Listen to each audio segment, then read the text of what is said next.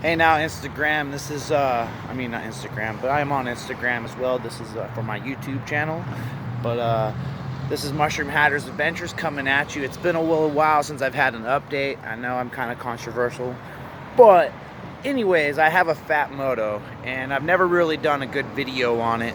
And so a year later, or almost a year later, I kind of feel ripped off for how cheap they are now.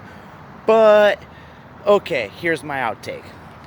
Fat Moto, the original motor, is really weak. It's only like a 49cc. It does not feel like what you would think a 79cc would feel like. It doesn't really have much power.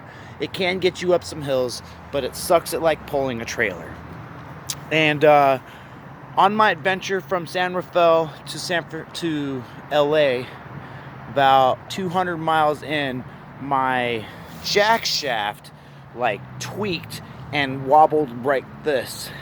And I walked down an on-ramp, and when I got to the end of the on-ramp, there was a cop, and he was like, hey, blah blah blah, and I was like, oh, I know where I'm going. And then like he about 20 minutes later, after I got the on-ramp, he shows up and he's like, hey, can I help you fix your bike? And I had like my weed out, and I was like, no dude, you're a goddamn cop, get out of here, go do cop shit. If you wanted to be a mechanic, you should have been a mechanic. Plus, he don't know what the fuck to do with this bike. I don't even know what the fuck to do with this bike, let alone does he think he knows what he can do with this bike. So took it to LA. I had to walk up all the big hills, and I drove it back to San Francisco.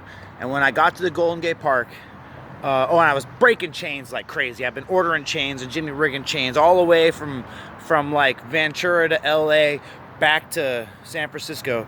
And then I got to the Golden Gate Park. I saw some of my friends. I smoked some pot, and like the sprocket was gone, like nothing, no teeth left. So I ended up walking back to Marin, where I hang out.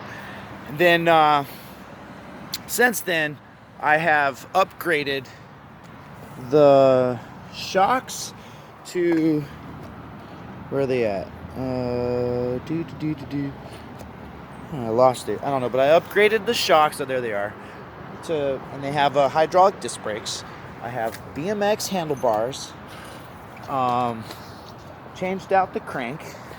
I left the 51 tooth back sprocket. I have a mag in the front and a non-mag in the back. I keep breaking my mags. And I have just upgraded the engine to a Honda 5.0. As you can see right there, it says Honda 5.0. I'm in the process of getting it all back together. My old motor is right there. And I took the governor out after I came back from LA, and it definitely was better without the governor. And broke the little bar that comes out of where the governor is, and I just threw some JB Weld in that hole, sealed it right up. But that's the 79cc motor, and the Fat Moto actually makes a really shitty bike.